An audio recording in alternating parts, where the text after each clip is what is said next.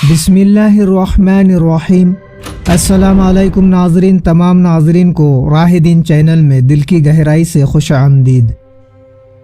ناظرین، ہم آپ کو جو واقعہ سنانے جا رہے ہیں اس واقعے میں اسلام کے پہلے شہید کا ذکر ہے جو خدیجہ رضی اللہ عنہا کے پہلے شوہر کے بیٹے تھے، ابی حالہ، جس نے اپنی جان نبی کے اوپر لٹا دی اور سب سے پہلے شہادت کا جام پیا۔ ایک روز نبی کریم صلی اللہ علیہ وسلم نے کوہ صفا پر چڑھ کے لوگوں کو پکارنا شروع کیا۔ جب سب جمع ہو گئے تو نبی کریم صلی اللہ علیہ وسلم نے فرمایا، تم مجھے بتاؤ کہ تم مجھے سچا سمجھتے ہو یا جھوٹا جانتے ہو؟ سب نے ایک آواز سے کہا کہ ہم نے کوئی بات غلط یا بیہودہ آپ کے منہ سے نہیں سنی، ہم یہ یقین کرتے ہیں کہ آپ صادق اور امین ہیں۔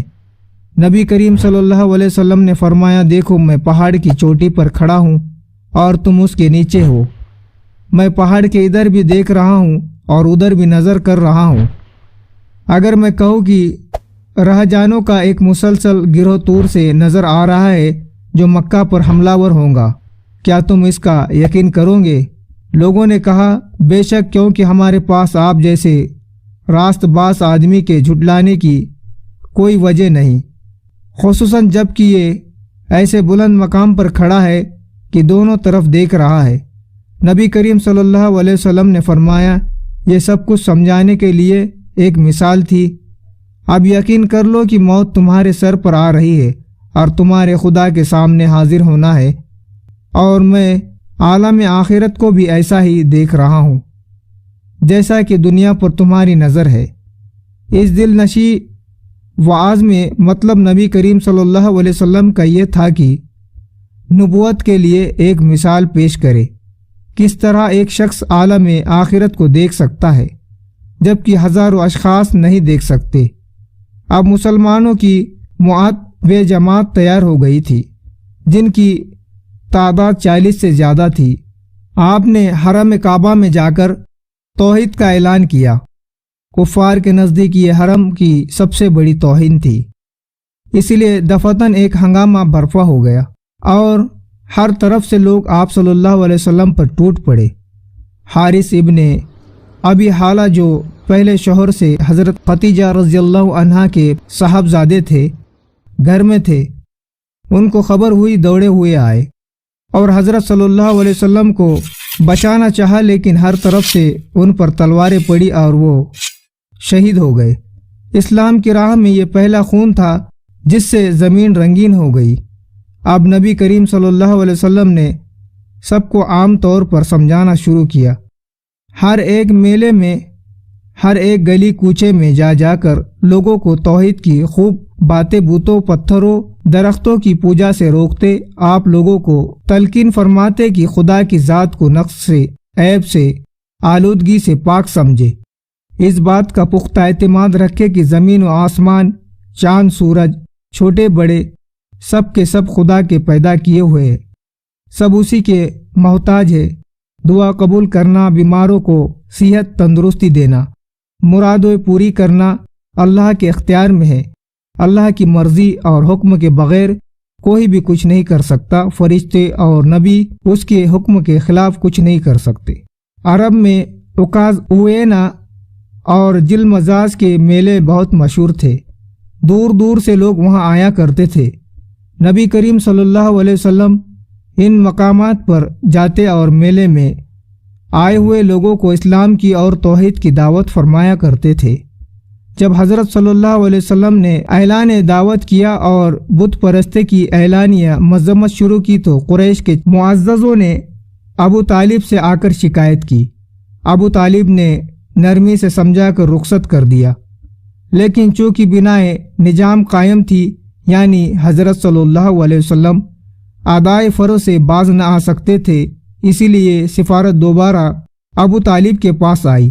اس میں تمام رؤسائے قریش یعنی عتبہ بن ربیعہ، شیبہ ابو سفیان، عاص بن ہشام ابو جہل، ولید بن مغیرہ، عاص بن وائل وغیرہ شریک تھے۔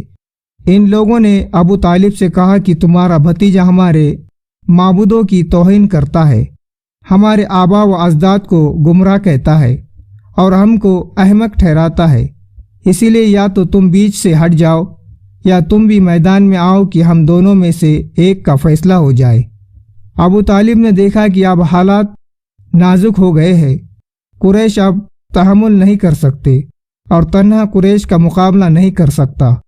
حضرت صلی اللہ علیہ وسلم سے مختصر لفظوں میں کہا کہ جان عام میرے اوپر اتنا باہر نہ ڈال کہ میں اٹھ نہ سکوں۔ رسول اللہ صلی اللہ علیہ وسلم کی ظاہری پشت پناہ جو کچھ تھے ابو طالب تھے۔ حضرت صلی اللہ علیہ وسلم نے دیکھا کہ اب ان کے پائے سبات میں بھی لغزش ہے۔ آپ نے آبدیدہ ہو کر فرمایا کہ خدا کی قسم، اگر یہ لوگ میرے ایک ہاتھ میں سورج اور دوسرے ہاتھ میں چاند لا کر رکھ دے تب بھی میں اپنے فرض سے باز نہ آؤں گا۔ خدایا تو اس کام کو پورا کرے گا یا میں خود اس پر نثار ہو جاؤں گا۔ آپ کی پر اثر آواز نے ابو طالب کو سخت متاثر کیا۔ رسول اللہ صلی اللہ علیہ وسلم سے کہا، جا کوئی شخص تیرا بال بیکا نہیں کر سکتا۔ حضرت صلی اللہ علیہ وسلم بادستور دعوت اسلام میں مصروف رہے۔ قریش اگر سے حضرت صلی اللہ علیہ وسلم کے قتل کا ارادہ نہ کر سکے لیکن طرح طرح کی اذیتیں دیتے رہے۔ راہ میں کانٹے بچھاتے تھے، نماز پڑھنے میں جسم مبارک پر نجاست ڈال دیتے تھے، بد زبانیاں کرتے تھے۔ عبداللہ بن عمرو بن عاص رضی اللہ عنہ کا چشمدید بیان ہے کہ ایک روز نبی کریم صلی اللہ علیہ وسلم خانہ کعبہ میں نماز پڑھ رہے تھے۔ عقبہ بن ابی معیط آیا، اس نے اپنی چادر کو لپیٹ دے کر رسی جیسا بنایا، اور جب نبی کریم صلی اللہ علیہ وسلم سجدہ میں گئے تو چادر کو حضور صلی اللہ علیہ وسلم کی گردن میں ڈال دیا اور پیچ پر پیچ دینے شروع کیے۔ گردن مبارک بہت بیچ گئی، تاہم حضور اسی اطمینان کے قلب سے سجدے میں پڑے ہوئے تھے۔ اتنے میں حضرت ابو بکر صدیق رضی اللہ عنہ نے دھکے دے کر عقبہ کو ہٹایا اور زبان سے یہ آیات پڑھ کر سنائی، کیا تم ایک بزرگ آدمی کو مارتے ہو اور صرف اس جرم کے لیے کہ وہ اللہ کو اپنا پروردگار کہتا ہے اور تمہارے پاس روشن دلائل لے کر آیا ہے۔ چند شریر ابو بکر صدیق رضی اللہ عنہ سے لپٹ گئے اور ان کو بہت جد و قبو کیا۔ ایک دوسری دفعہ کا ذکر ہے کہ نبی کریم صلی اللہ علیہ وسلم خانہ کعبہ میں نماز پڑھنے لگے، قریش بھی صحن کعبہ میں جا بیٹھے۔ ابو جہل بولا کہ آج شہر میں فلاں جگہ اونٹ ذبح ہوا ہے، اوجڑی پڑی ہوئی ہے، کوئی جائے اٹھا لائے اور اس نبی کریم صلی اللہ علیہ وسلم کے اوپر در دے۔ شکی عقبہ اٹھا، نجاست بھری اوجڑی اٹھا لایا۔ جب نبی کریم صلی اللہ علیہ وسلم سجدہ میں گئے تو پشت مبارک پر رکھ دی۔ حضرت صلی اللہ علیہ وسلم تو رب العزت کی جانب متوجہ تھے، کچھ خبر بھی نہ ہوئی۔ کفار ہنسی کے مارے لوٹے جاتے تھے اور ایک دوسرے پر گرے جاتے تھے۔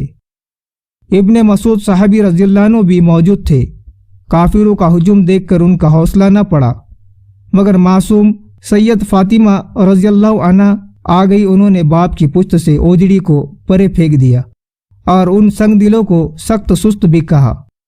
ایک مرتبہ یہ طے کرنے کے لیے مجلس منعقد ہوئی کہ محمد صلی اللہ علیہ وسلم کے متعلق کیا بات کہی جائے کہ مکہ میں باہر سے آنے والے ان سے بچے اور دوسرے ہی دور رہے۔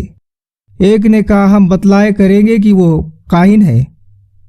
ولید بن مغیرہ جو ایک خراٹ بوڑھا تھا بولا، کچھ محمد صلی اللہ علیہ وسلم کا کلام ہم کو ایسی بات نہ کہنی چاہیے، قبائل عرب یہ سمجھے کہ ہم جھوٹ بولتے ہیں۔ ایک نے کہا، ہم اسے دیوانہ بتایا کریں گے۔ ولید بولا، محمد صلی اللہ علیہ وسلم کو دیوانگی سے کیا نسبت ہے؟ ایک بولا، ہم کہیں گے وہ شاعر ہے۔ ولید نے کہا، ہم جانتے ہیں کہ شعر کیا ہوتا ہے۔ اصناف سخن ہم کو بخوبی معلوم ہے، محمد صلی اللہ علیہ وسلم کے کلام کو شعر سے ذرا مشابہت نہیں۔ ایک بولا، ہم بتایا کریں گے کہ وہ جادوگر ہے۔ ولید نے کہا، جس طہارت و لطافت و نفاست میں محمد صلی اللہ علیہ وسلم رہتے ہیں وہ جادوگروں میں کہاں ہوتی ہے؟ جادوگروں کی منحوس صورتیں اور نجس عادتیں الگ ہی ہوتی ہے۔ اب سب نے عزیز ہو کر کہا، چاچا تم ہی بتاؤ کہ پھر کیا کیا جائے؟ ولید نے کہا، سچ تو یہ ہے کہ محمد صلی اللہ علیہ وسلم کے کلام میں عجیب شیرینی ہے، اس کی گفتگو نورس حلاوت ہے۔ کہنے کو تو بس یہی کہہ سکتے ہیں کہ اس کا کلام ایسا ہے جیسے باپ بیٹے، بھائی بھائی، شوہر و جان میں جدائی ہو جاتی ہے۔ इसी लिए उससे परहेज करना चाहिए। तमाम लोगों ने वलीद की इस तजवीज़ को पसंद किया। अब उनका मामूल था कि मक्का के रास्ते पर बैठ जाते और आने जाने वालों को रसूल अल्लाह सल्लल्लाहु अलैहि वसल्लम के पास जाने से डराते। तो नाज़रीन, मुझे दीजिए इजाज़त, मिलते एक दूसरे वीडियो में। अस्सलाम वालेकुम, अल्लाह हाफिज़। हमारे चैनल राहे दिन की को सब्सक्राइब करें और बेल आइकन ज़रूर दबाएं ताकि आने वाली दूसरी वीडियो आपको मिल सके। शुक्रिया।